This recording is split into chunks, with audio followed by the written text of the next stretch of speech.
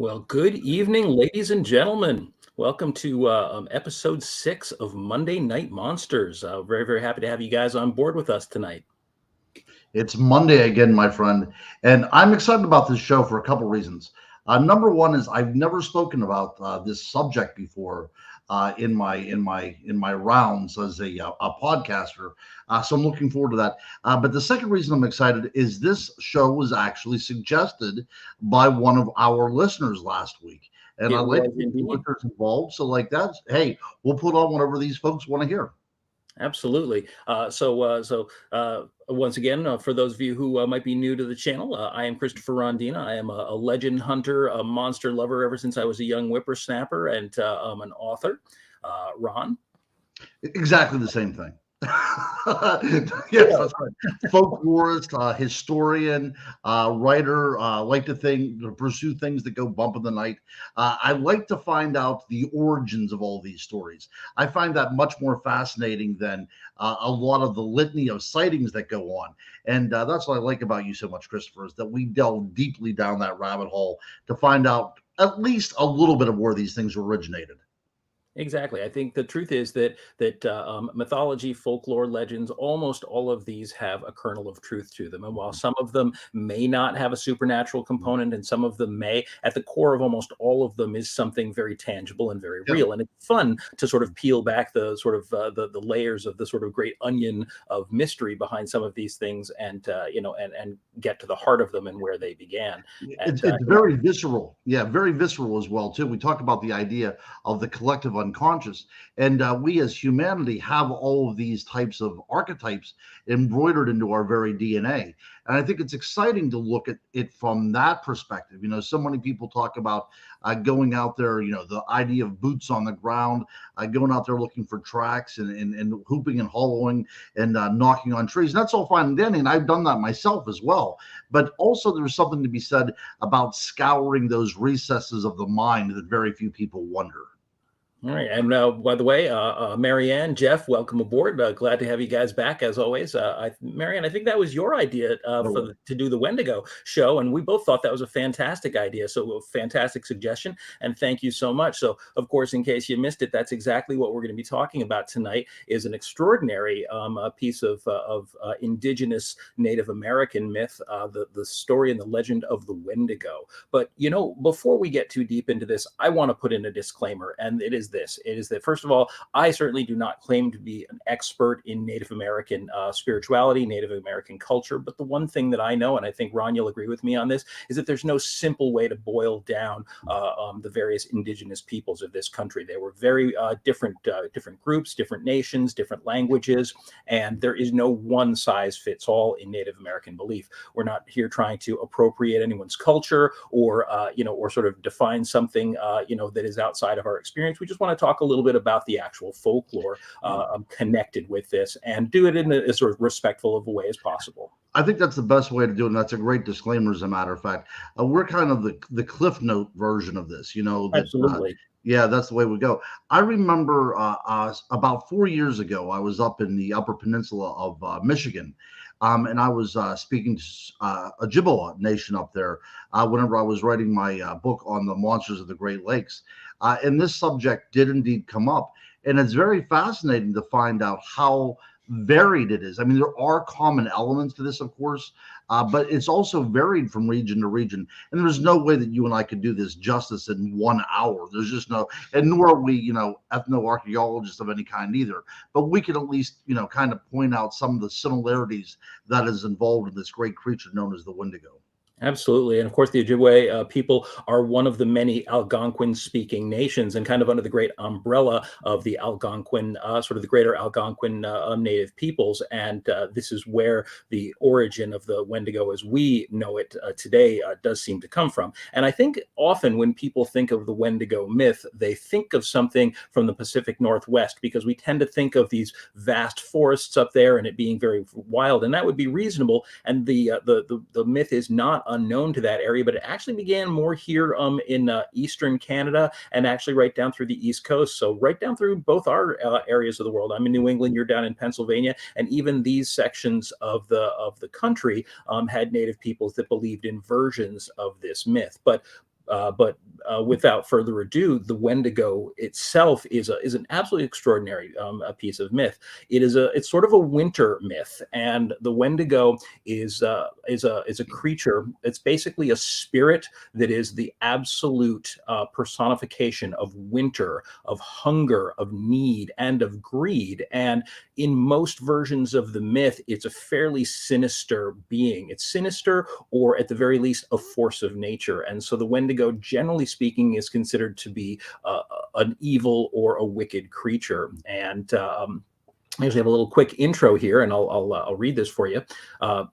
So the Wendigo is a spirit from Algonquin legend which can possess a person who is weakened by hunger, by acts of selfishness and evil, and it personifies winter, starvation, greed, and cannibalism. One of the greatest taboos in in sort of the human experience. It is eternally hungry, never satisfied, no matter how much it devours. In fact, one of the strangest and most fascinating aspects of the Wendigo legend is the more it consumes, the more it grows, and it becomes emptier. So as it consumes, it actually becomes hungrier. It's a really terrifying thought, and sort of a very primal force. Right. And because it encompasses so many of these dark, heinous things about the human nature, it's also that skeleton in our collective closets. It's something you keep away from it, but it's a part of really who we are as human beings. And we can look at these kind of myths, even as we will later, in Africa, in Asia, and in Europe. It is part of those cultures as well. It just goes by different names. It is. And Jeff, actually, by the way, Jeff, that's a great question. How can anyone be an expert in creatures that have changed and evolved over the years? And the truth is that there is usually no one definitive myth. There may be a sort of an origin point to these myths, but they do evolve. And that's actually something we're going to talk about with the Wendigo story today, because the Wendigo myth has evolved dramatically over the course of the last 400 or 500 years, especially as European influence came into the New World. And that's something we're going to address directly this evening. So that's a great question. Right. Yeah. Jeff also brought up a good point as well, too. I think the reason why we have this disclaimer is that so many of these shows blatantly put forth a bit of a culture of appropriation. They think that we can go in there and, we read a textbook and we understand exactly what these myths and legends meant to a people. And it's something that's intrinsically part of that culture. And we are on the outside looking in, and there's no way possible we could even come close to what this was part of their collective imagination at the time, or is even to this day. So we're not going to appropriate anything. We're simply going to take a gander in there and see what we can see. Very much. So I'm going to throw up a map right now just so people can see a little bit of an idea of not just how extensive the Algonquin-speaking peoples were, but if you look closely, I know this is a small map, but you can see some of the many, many different tribes. We have our own local Narragansett tribe that was here in Rhode Island, a native tribe. We had the Cree, the Ojibwe, and so many other tribes. And of course, these folks spanned an enormous space of land all across North America, had different traditions, different cultures, different spellings, not only in their language, but even Wendigo itself. The word has been spelled as Wendigo, Windigo, Witaka, and almost every one of them beginning with a W sound, the W sound in the Western alphabet. But fascinating that it had such commonality all throughout these many peoples. And so it is going to be difficult to cover all of that. We're really going to give a very sort of a small kind of a capsule version of what this myth is. But I think probably most of all, what the Wendigo is, it's a force of nature. It is a primal force, and depending on the mythology, there is a kind of an almost godlike Wendigo spirit. They say that when you're on a wintry night, when the wind is blowing and the ice is falling from the sky, and you hear the rattling of the trees, it's actually the sound of the Wendigo moving through the branches. When you hear the howling of the wind, it's the Wendigo screeching in hunger. And so it was an absolute primal force to these people, and that force, of course, as with any force, affects the human condition. And people affected by that sort of brutality of winter and starvation became ones who would become Wendigo, who become infected in a sense. And that's one of the interesting things about the Wendigo myth, is that it doesn't necessarily, at least the word, differentiate between the force itself, the spirit of the Wendigo, and then the possessed humans who sort of become Wendigo as well. They're one and the same. Yes, whenever I was dealing with the Ojibwa, I actually asked because Shakespeare said, "What's in a name?" And whenever it comes to research, I always like to look at the origins of the name, and even the origins is a bit shady about where it comes from. But the closest that I could get, at least with the folks that I was able to interview, is the name simply refers to a monster. For quick translation terms, it's their idea of some sort of monster out there. And I think that that's an adequate term to use here as well, too. Also, whenever we're dealing with winter, we think about it being an inconvenience and having to put snow tires on your car. But whenever you're dealing with a hunter-gatherer culture, this is one of those very trying times, isn't it? The people that you loved and the people that are part of your village, the chance that you're going to see them in the spring is not 100%. So this really does evoke all those kind of terrors that these long winter nights kind of conjure. And also the other thing about the Wendigo, whenever you're thinking about this and how it coincides with the winter season, so much of this is brought up in the wild hunt mythology too that we talked Absolutely. about several weeks ago. To stay in, to stay confined, to stay out of that world that belongs to the other. And I think that that's a very good totem, if you will, for those people that would venture out into the wild in the wintertime. Absolutely, and as such, of course, and like the core of so many other myths, it became a cautionary tale. Mhm. It's the idea that, first of all, the fear of winter is crucial, because if you fear a deadly force, you're more likely to protect yourself against it. You're more likely to stock food for the winter if you don't believe that it's going to be an easy winter. You're more likely to repair the holes in your hut. You respond appropriately if you have a healthy fear of it. And so the idea of this monstrous force out there, basically the personification of winter itself, was a tale that taught you the wages of sin and the wages of inaction, and how to behave to protect yourself from that. And so again, it's a very, very primal thing, but also something that was instructive to people, and it takes on a supernatural form. I actually think one of the interesting things about the Wendigo in its human form is a human Wendigo, once a person has committed one of these crimes, the kind of crimes that would lead to that would be stealing from stealing from people in your tribe, or even from another tribe. If you stole food that would prevent them from getting through the winter, that's an act of evil. Choosing to abandon the elderly, and of course, acts of cannibalism. These kind of things were crimes that were detrimental to your tribe, and as a result, you would become possessed, and you would become this emaciated, almost skeletal, very feral creature, very animalistic.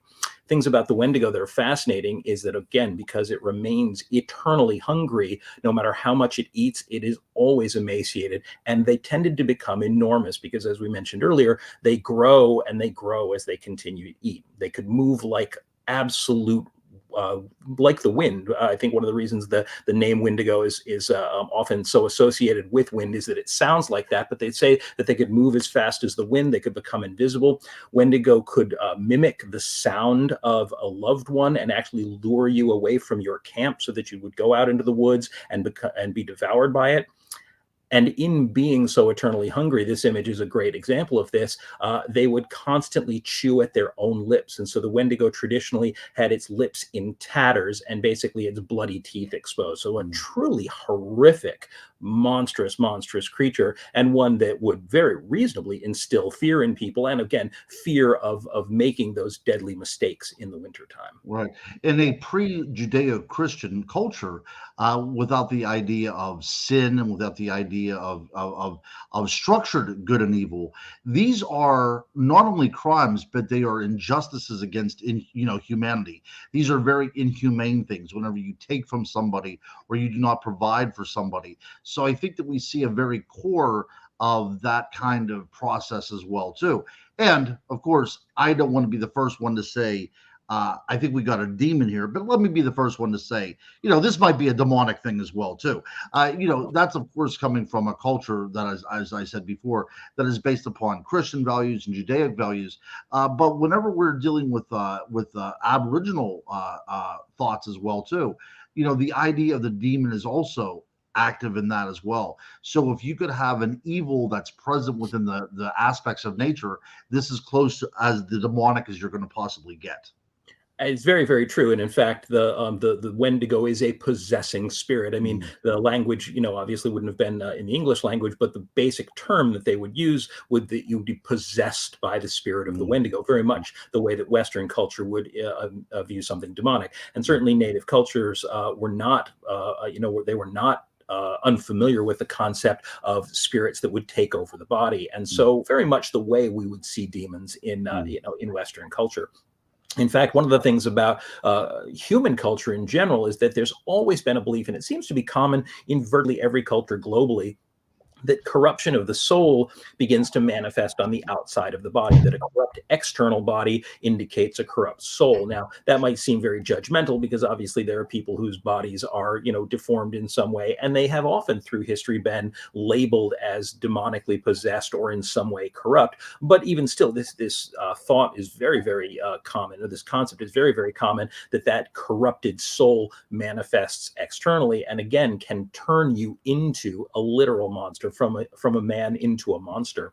mm, Um, Now, in the throughout, I mean, obviously, we don't know exactly how far back the legend of the Wendigo goes in with the native people, but the first exposure we had to it with European culture was in the 1600s. In the 17th century, we had the very first Europeans coming over here, and a lot of people colonizing Canada, Nova Scotia, areas of North America, doing fur trapping and things like that. And it wasn't long before they encountered the native peoples, started trading with them, and began to absorb some of their legends. And the first Europeans who heard of the Wendigo myth actually found some familiarity with it. They while we didn't precisely, when I say we, I mean the European peoples didn't have the Wendigo. As soon as the story was brought to the European people, they instantly believed that they recognized it. And the first known reference to the story in European language was from a French document or series of documents called the Relations of the Jesuits. And in the early 1660s, there were dozens of volumes of these books dating back for about 80 years. But in the 1660s, one of them wrote about the Wendigo myth and how it had affected even their own people. And that's what's fascinating about it, is that they actually wrote about it affecting their own people. They said, oh, hang on, sorry, jumping in here. So this makes them so ravenous for human flesh that they pounce upon women, children, and even upon men like veritable werewolves, and devour them voraciously without being able to appease or glut their appetite, ever seeking for fresh prey. Now, they instantly believed that this myth was effectively the same myth as what the French would call the loup-garou, the werewolf. And what's interesting about that is that they didn't hesitate to adopt that belief into their world. And so the loup-garou and the Wendigo became intertwined. And actually, really, ever since then in Western culture, we've combined or associated these two ideas. But I want to quickly throw up the the earlier shot again, because down at the bottom it's much smaller. I didn't highlight it, but it says this ailment attacked our deputies, and as death is the sole remedy amongst these simple people, checking such acts required the killing of people. They actually believe that these people became so possessed of the Wendigo spirit, these were Europeans, that they had to be killed to stop them from killing. So it's extraordinary to think that this was something that was seemed to be actually affecting living people in the real world, not a myth anymore, but something that the Jesuits were writing about as actual events. right.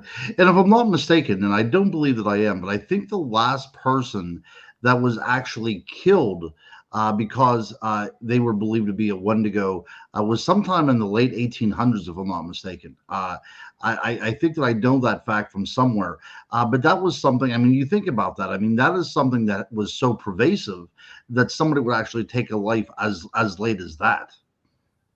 Now, I actually did not know about that one. That's interesting. I'd love to get some details on that because that didn't come up in my research for this, but it is fascinating to think of, and it does make a lot of sense because through the 17th century into the 18th century, the belief among Europeans in people with magical abilities, including people who were believed to practice lycanthropy or the shapeshifting into werewolves, and of course, as with so many of the topics we cover, you notice that we cross over with other topics because myths just they don't fit into perfect little pockets. Myths frequently overlap, but werewolf trials, even the execution of people believed to be werewolf shapeshifters and witches and things like that was so common among the European people. The idea that they would execute a person in the belief that they had become a Wendigo, which again the Europeans would recognize as a form of lycanthropy, doesn't sound terribly shocking at all. Now, there's a funny thing that I think is very common. It's become very common, certainly in the last few decades, and I don't know how far back it goes, which is portrayals of the Wendigo have almost universally begun to be of these sort of very feral, very savage-looking creatures with bone protrusions and even antlers. And it's a fascinating image because it has become so widespread. And what's interesting about it is that there doesn't seem to be a reason for this or an origin for this in the native myths. And there are people who have suggested that this particular portrayal of the Wendigo spirit, which again has become incredibly common in pop culture, actually traces back to a movie called The Wendigo that actually was only about made about 20 years ago that portrayed a Wendigo spirit almost entirely constructed of the bones of deer with antlers. But there's actually probably some reason that this might have been a sort of a visual image that would become common with Europeans or popular with Europeans. And I think that it's that we would have associated, among other things, the Wendigo myth with the kind of wild man myth. There's something that's been very, very common throughout European culture. We talked a little bit about it when we were talking about Celtic myths a while ago, is these sort of horned savage beings, these almost pagan-like images of people who are part man and part animal. And this wild man myth is something that's a really huge part of human culture and that Europeans, again, almost immediately would have gravitated towards. And so if they were imagining these bestial, savage creatures, to see them as part man and part horned animal would have been culturally really, I think, pretty commonplace. Well, absolutely. And also think about it this way. They drew upon those pagan roots, these horned gods, these wild men, to portray what we now imagine as the devil, right? Something that's Yes. horned, cloven feet. It is very natural to think about how these myths that have now kind of interlocked over each other, right? So now we do see cultures coming in, and whenever you have these two impacts, what comes out of it? The thing about the wild man myth too is that it almost always coincides with very much of the same thing that we're talking about with the Wendigo myth. They're people who have sort of lost their humanity, returned to nature. They were frequently considered to be flesh eaters, cannibalistic, and often considered to be men. And it's interesting, by the way, when we say men, we are referring most often to just humanity in general. I'm not trying to be sexist or anything, but in most of these old legends, because of the way genders were seen at different times, I think we discussed this at one point during the werewolf program, is that the genders were seen as having different magical paths, and the savagery and the animalistic nature tended to be associated with men. And so most often these are actually legends about male creatures, although curiously enough, it's said that when a person is possessed by a Wendigo spirit and actually becomes Wendigo, they lose all gender. They become a genderless creature. But these wild men myths definitely, again, refer to men who had fallen from grace, lost their morality, become savage, become flesh eaters, and ran off and lived in the woods. And again, this was a completely analogous to the Wendigo myths, and so easily absorbed by the European people. And there's other analogs in native belief to these creatures as well. I think you had mentioned something when we were first talking about doing this program about skinwalkers. Skinwalkers, again, a native shape-shifting legend. These are supposed to be witches, effectively. Well, witch being, of course, the European term for how we would understand it, but magical shamanic beings, almost always malicious, malevolent, who would wear animal skins and take on the abilities of animals, even completely transform into animals in order to do wickedness. So once again, we're flashing back to some of our earlier topics, but the idea of shamanic skinwalking and transforming and even consuming children and people was something that was actually very common in some of the darker Native American myths across the nation. Yeah. And one of the attributes of the skinwalker now, because people do report encounters with these creatures. The Skinwalker Ranch was a very popular program on television there for a while. But one of the attributes associated with the modern encounters of skinwalkers is their ability to mimic voices, as we had talked about earlier, as you had mentioned earlier. So to hear a woman crying or a baby crying or somebody just hollering out a greeting, that is often heard as a way to lure a victim off the trail into the domain of the Wendigo or the shapeshifter.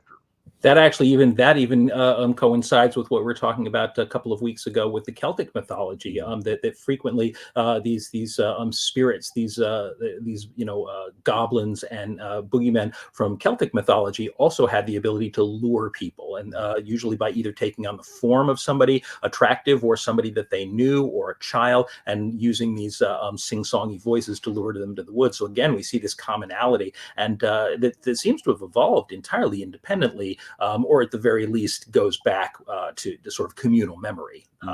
So that's something that again, the Europeans, when they were colonizing the area, had no difficulty adopting. Jeff, you said that I noticed that many native stories are stretched by pioneers to give them more of a relatable form. I think that honestly, while that's true, I think that the reason that they stretched and elaborated on these stories wasn't even necessarily to make them more relatable, was to make them more terrifying. When you're trying to other someone, when you're trying to make someone seem like the enemy, you want to vilify them, demonize them. There's demon again, as much as you can. And I think that was something that unfortunately we all know happened when the European settlers came here. We would trade with the natives. We would sometimes live side by side, but when push came to shove, we would make them the other. We would make them the enemy. And by making them sound like savages, that was our favorite word to describe them, and talking about their terrible spirits and the terrible things they believed, we were able to make them seem more foreign and more animalistic. And it justified for many of the early settlers, it justified either driving them from their homes or eradicating them. So it's a dreadful bit of sort of sin from our own past. Well, sure, it's an insight onto American culture, isn't it? And for those people that really want to see this driven home, all you have to do is read the fourth paragraph of the Declaration of Independence, and it really kind of changes your mind. This was the common thought at that time. The word that you used was savage, and that's absolutely correct. And there is definitely, whenever any culture comes in contact with another culture, and there's at least a kernel of sense, or at least there is some sort of parable to be shown out of their particular myths, of course we're going to adopt them and adapt to them. But what is so fascinating is, like you had said, it does indeed seem to have evolved separately on different continents over a vast time period. Now, I do have one question for you. I will posit this for: is it possible in your imagination that some of these myths could have come from Viking encounters, at least in the far eastern side of Canada, and possibly spread? Because if the Inuit people started to have contact with the Vikings, possibly as early as 1000 AD, and they were able to bring all these ideas, they brought a vernacular with them concerning shapeshifters and berserkers and of course the horned gods and everything. Even though this was they were Christian at this time, they would have definitely have had pagan beliefs and throwovers and things like that, especially whenever it comes to dealing with the natural world. Is it possible in your mind that some of these things could have bridged over from contact with Vikings? I actually think it's entirely possible. It's, I mean, Mm, it's not an area that I'm deeply versed mm, in, but it's a speculation that has been made before. I believe that that some speculation was made. Speculative fiction certainly has covered. There was a film called Pathfinder, which I believe mhm, actually addressed that idea, as well as I think Michael Crichton's book Eaters of the Dead talked about the way that the berserker myths may have been influenced in a similar way. And we of course we did speak about berserkers and when we did our werewolf program, our very first show. And so the idea that these animal cloaked savage people invading the land of of the natives, especially Vinland, which we believe may well have been a reference to the continental North America. It's entirely possible, I think. mm, So I guess what we need to know in a case like that to really make a determination is, could we trace the Wendigo legend back before the times that the mm. first Viking raiders actually reached these shores, presuming they did, and it certainly seems very strongly evident that they did at this point, or does it go back farther than that, and they simply used it to sort of enrich their stories about the Vikings? They may have believed that the Vikings represented part of this Wendigo idea, or were Absolutely. in fact Wendigo themselves. And that's the thing too, is that Yeah. I think like most cultures, just because someone came from a different place wouldn't mean that they couldn't exemplify the native myth. And so, would they have believed that these Vikings were Wendigo, were these sort of possessed, savage, flesh-eating monsters? I think almost certainly that would be a good part of them. I wanted to quickly address Mary Beth had put up a question a few minutes ago, saying that in your past, when you'd heard the stories of the Wendigo, you'd heard it connected to the wood and the trees, but never with bones or anything like that. And definitely it is true that, again, we don't really see, I think, in early native culture, the idea of a creature created from bones or with antlers or anything like that. However, the descriptions are of them being so emaciated they're virtually skeletal. And Mm. certainly that idea, when people pick up on ideas, sometimes they seize on particular concepts and run with it. And I think between that, the European idea or identification with the wild men with being horned creatures, and even the idea that antlers and stags and things like that being prey animals, and certainly in a way representing a form of hunger. I mean, they were one of the primary prey animals of north-dwelling people, and so they would have had an association with, the idea of a spirit in the form of a stag or a deer or a caribou that became a predator instead of prey, would have been sort of that ironic, sort of turning of the tables. So it's possible that that's where it came from, but I also don't discount the idea that it's a fairly modern invention. It certainly has caught fire. I mean, it's a very, very big part of how the Wendigo is seen today, and like most myths, they do evolve. And so I don't know that we'll ever divest the Wendigo of this antlered concept. It's certainly a very striking image. And the idea of it being bones as well too.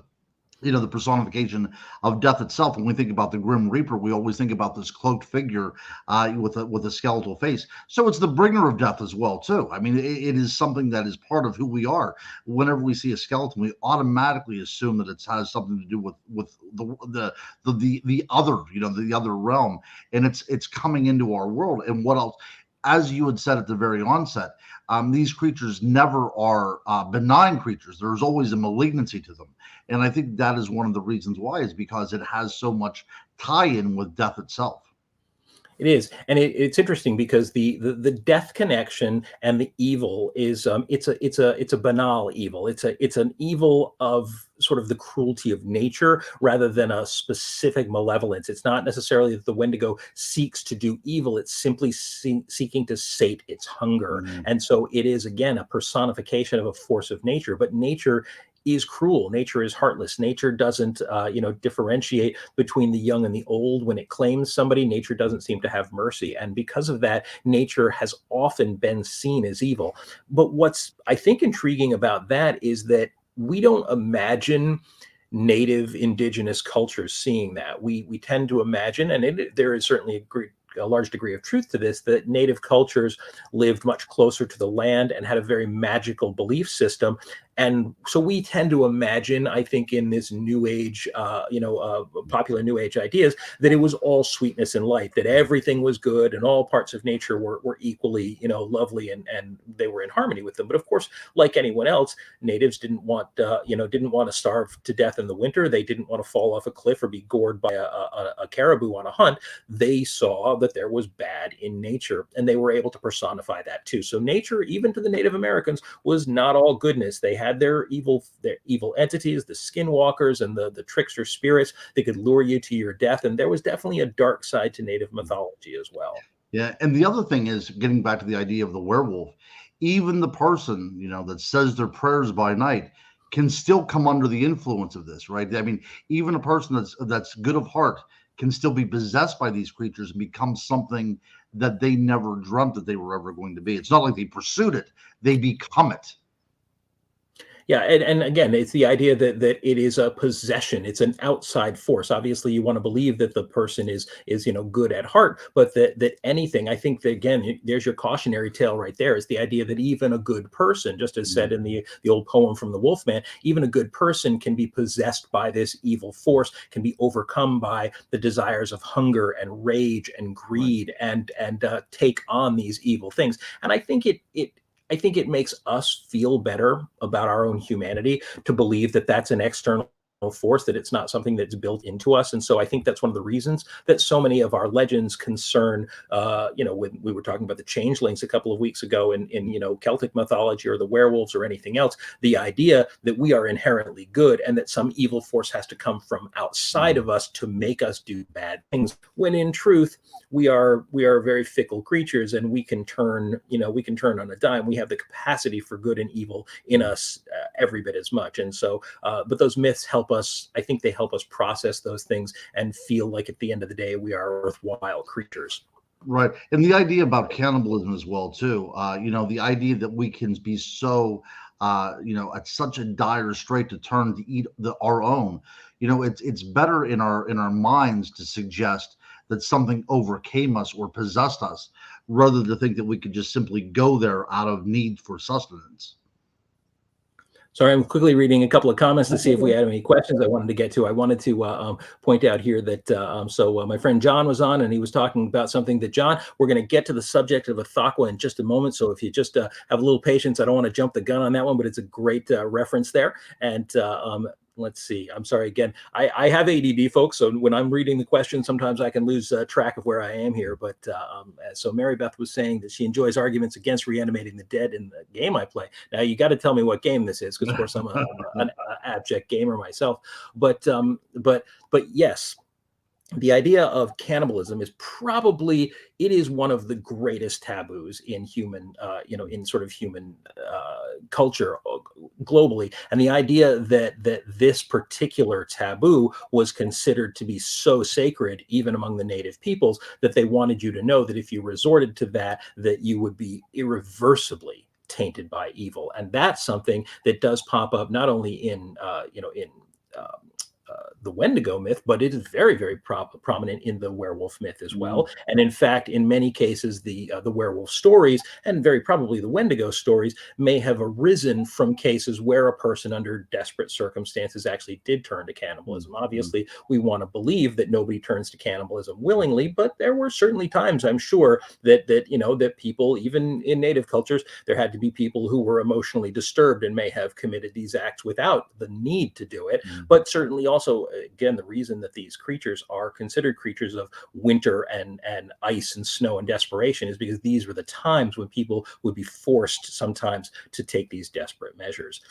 And they're not alone in human culture. There are analogs in cultures all over the world. The Tibetan Yeti and then the Siberian Chuchuna, both very, very similar creatures. The Yeti a little bit more associated with what we would consider our North American Bigfoot myths, but still the idea of this savage wild creature. We think of them today, I think, as ape-like, but they are supposed to be cannibalistic, or at least flesh-eating, wandering the snowy mountains. Again, very much a creature of ice and snow and remote remote locations. And the Chuchuna is an interesting one from Siberian myth because it is a hugely, exaggeratedly large man who wears animal pelts, but is still actually seen to be human, and again will capture or lure people from unsuspecting villages who wander into the woods and consume them whole. So these are very, very similar to the idea, although maybe a little bit more mortal, a little bit more corporeal than the Wendigo myth, because they don't necessarily involve spirits. But it's not uncommon to find these myths in different places all over the world. Now, I'm sure that there are countries farther out into Asia that have very, very similar myths to these as well. Yeah, the thing about Yeti is that we so often look at it as just a cut and dry Bigfoot, but in that particular culture, these are indeed spiritual animals that, or spiritual beings, I should say, that straddle the line between reality and the other side. It's they're kind of like a shaman in of their own right, because they can communicate with both sides, and a lot of times, in Tibetan religions, the monks will look to them as guidance in a way. But the Yeti, for thousands of years, I'm sure, part of their oral tradition, up until very recent times, until the Western world took over, they were seen as capable of disappearing and reappearing at will, to assume other shapes. There's also that shape shifting attribute to the Yeti as well. So, I mean, in that particular culture, yes, indeed, they do take the place of the Wendigo that we see here in North America. Now, despite the fact that European settlers did come here, did encounter the Wendigo myth, actually incorporated it in many ways into their own beliefs, into, like, again, the Loup-garou beliefs, which were not only common, obviously, in Ontario and Quebec and places like that, but made it down here into continental U.S. You still have the legends of the Loup-garou among the French people, the Cajun people down in New Orleans and things like that. And so, despite this fact, the Wendigo itself, I don't think ever really lodged much of a footing in Western culture until the early 20th century, and this was not as a result of folklore, but as a result of fiction. Two important works of fiction appeared in the early 20th century. In 1910, Algernon Blackwood wrote a story simply called "The Wendigo," and based, or at least heavily inspired by his version of the Wendigo, August Derleth, who was a kind of an acolyte of H.P. Lovecraft, wrote "The Thing That Walked on the Wind" in 1933. And that's a story that's really intriguing, because The Thing That Walked on the Wind references a sort of a Wendigo god. And this god is called Ithaqua. And in a sense, the Wendigo god is meant to be the sort of the core spirit, the originator of the possessive Wendigo force. And so he would have acolytes, and those acolytes would become living Wendigo, much as the way we see them in folklore. Now, this is an entirely fictional creation, but it's a fictional creation that is woven out of real myth and real folklore. And these stories were incredibly, they were well received, they were very popular, and they helped to popularize the idea of the Wendigo to modern audiences. And slowly but surely, we began to see it pop up in culture. But as I say, this Wendigo god, the Windwalker Ithaqua, was seen as this massively huge, just as Wendigo, who was very ancient, I suppose, would become, massively huge, non-corporeal, spirit-like creature that was present in the wind, present in the snow. And now that's an idea that is genuinely terrifying. Basically,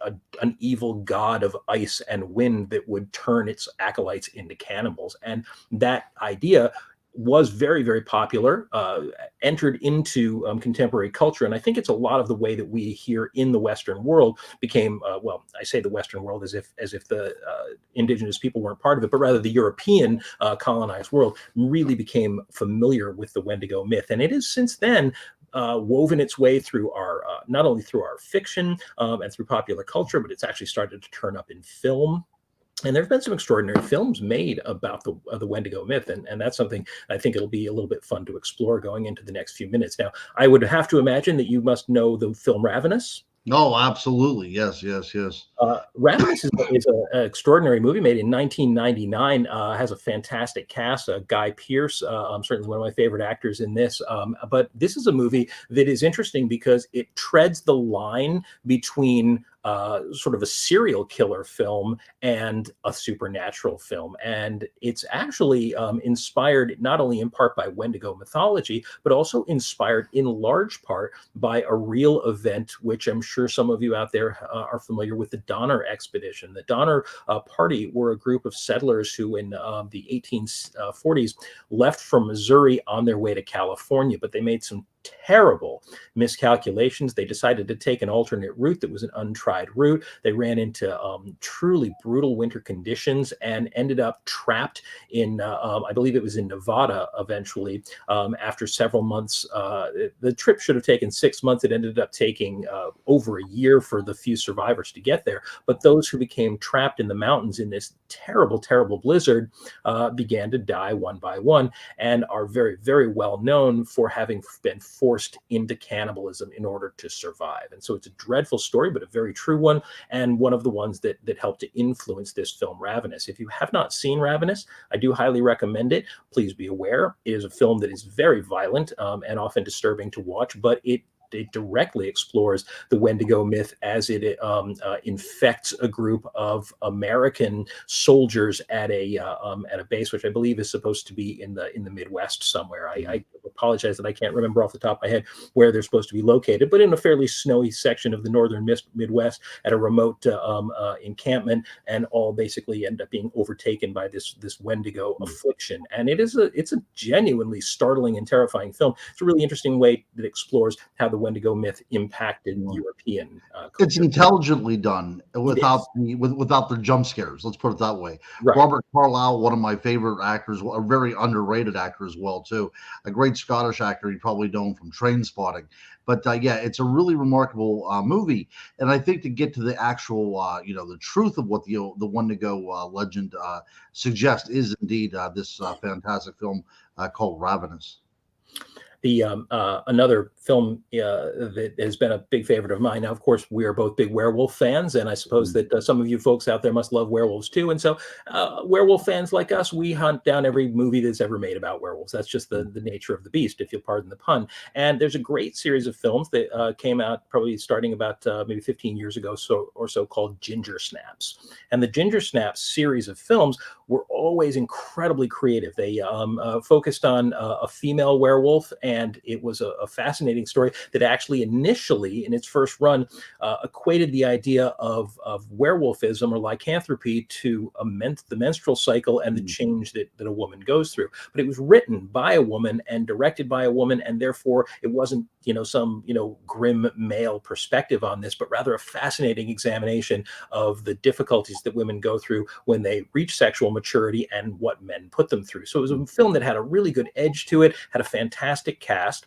was popular enough that it spawned a couple of sequels. But the third film in the series decided to do something kind of interesting. They called it Ginger Snaps Back, which is a clever title, and it went back to the 1800s, the mid 19th century, and it focused on a trading post in the Canadian wilderness. And these two young women show up one day, somehow having made their way safely through the woods, only to find that about half of the camp is empty because their trading expedition that they would send out every spring never made it back. And it turns out that they were overtaken by the Wendigo sickness and have all basically become werewolves. And this is one of the films that beautifully blends the idea of the Wendigo myth, native belief, and the werewolf myth. And it's a fascinating film. It's well made, a film that's made on a very small budget but manages to look excellent. And so once again, this is one that if you are fascinated by the Wendigo myth, werewolf mythology, it's one that I would highly recommend. I'm a huge fan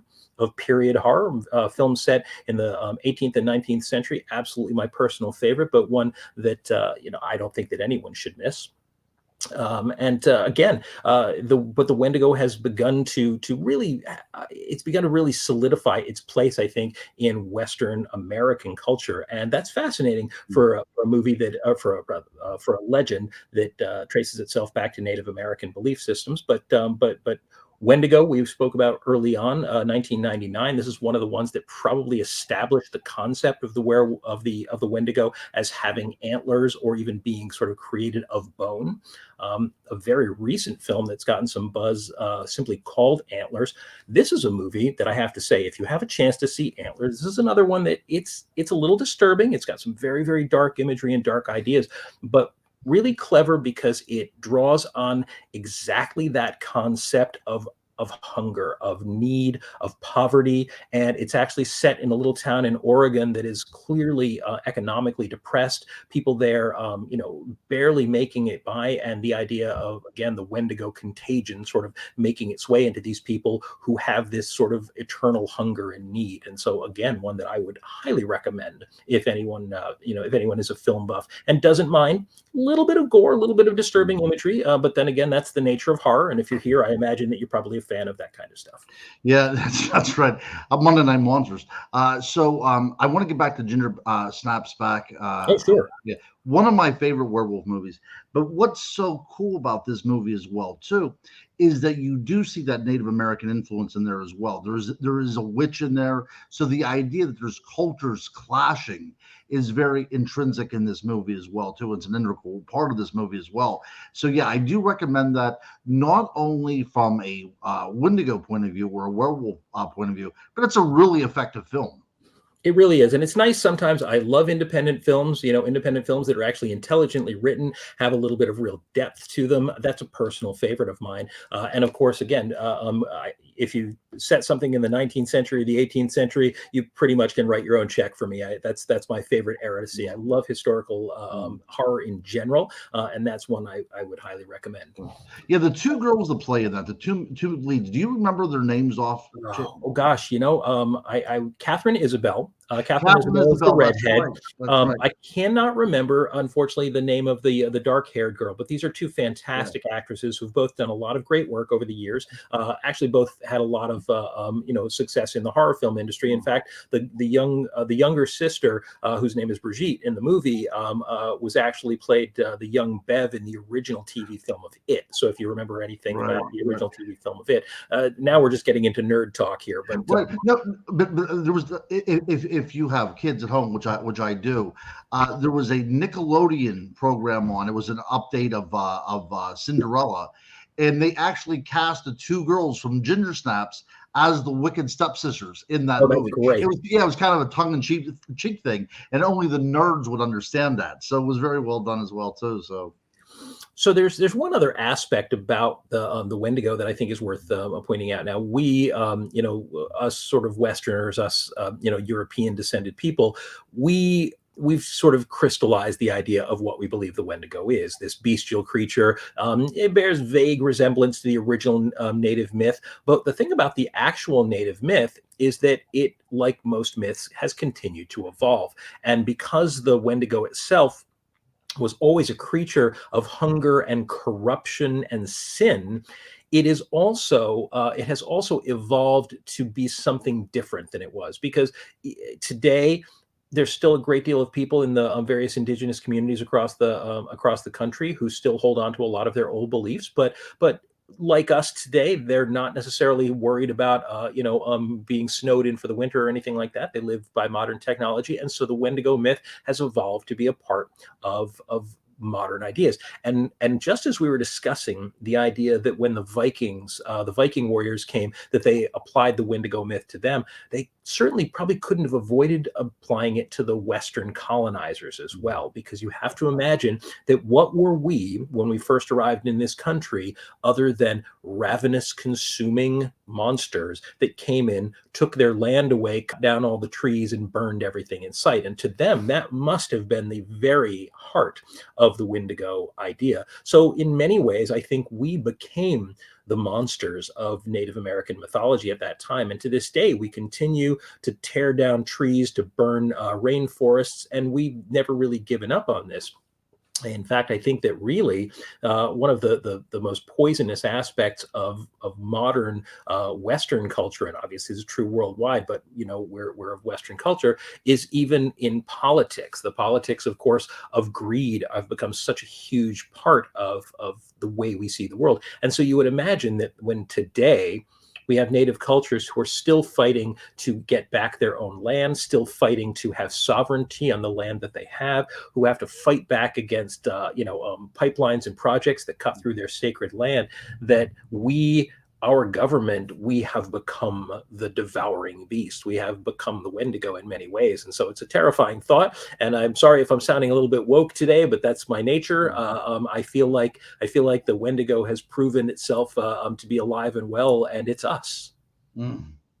And that's usually the case, isn't it? So whenever we've started this program, what is this? Do you say this is our 6th episode? This is our 6th episode. Wow. Yeah, I always like to point out, because I'm a huge fan of Carl Jung, and he suggests in his teachings that within every human being there is this dark place that lurks, this shadow.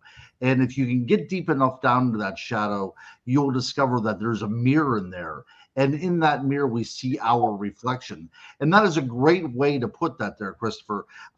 So it's a shame that when we uncover these kind of myths around the world, whether it's a Frankenstein myth or a werewolf or a Wendigo, at the end of the day, we have that Scooby-Doo moment when we remove that mask, and lo and behold, it is a human being that's underneath that mask. But that is a reason why this program to me is so fascinating. And even if nobody was listening to this, I would still want to meet with you every Monday to talk about this, because it really is so fascinating to show how the commonality in the human race, and the idea of myth making, and the idea of monster making, why it's essential for us to have these things in there. Now, of course, all that being said, I still view myself as a cryptozoologist. I still go out into the woods. I still, interview people that tell me stories about having encounters with these kind of creatures. And I'm not taking anything away from them. But as we wrap the show up tonight, I think it's a very pertinent point to point out that at the end of the day, the majority of these creatures are indeed humans. And very much so. And it's an excellent point. The thing is that we need our monsters, because our monsters are a mirror, and they show us our darkest parts. And I think that they teach us important things about ourselves. And so whether it's, the Wendigo, werewolves, the sprites and the fairies that we believe, sort of live in the earth, these are the creatures that sort of reflect back at us our darkest instincts. And I'm like you. I absolutely, believe that there is something out there beyond our normal ken. I believe I've had experiences with ghostly beings. I believe that there are things out there we haven't discovered yet.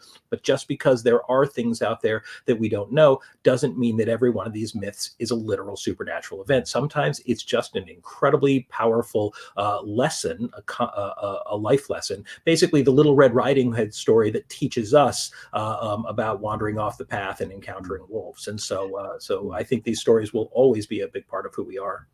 I think so as well, too. So before we wrap it up this evening, my friend, I think that we should throw it out there. Now, you're not going away yet, right? You have another couple of weeks with us. About I think 3 weeks or 2 weeks from now, I will be heading out for England. So we may be doing a little bit of a different style show that night.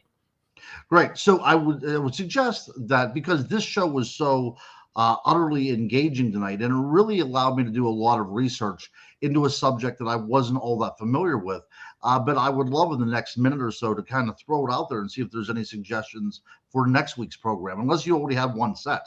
You know what? I don't, and I think it was fantastic to get a suggestion from the audience last week. And so, if anybody wants to, even if you want to comment at a later point on our YouTube, to show us, we would absolutely love to hear your thoughts, because there's a lot of great monsters out there, and we don't always think of all of them. And so, of course, we're always willing to hear. And so, we will probably take a look through those comments and maybe come up with a good idea for what our show is going to be next week. So, yes. Ladies and gentlemen, as we move towards wrapping up, I just do want to remind you, if you guys are having fun with this, please don't hesitate to subscribe, hit the like button, and even you can hit the notification bell, and make sure that you get alerted when we're doing these new shows. That helps us a lot. These subscribers help us to get the word out there. You can share this show with other people. We love that.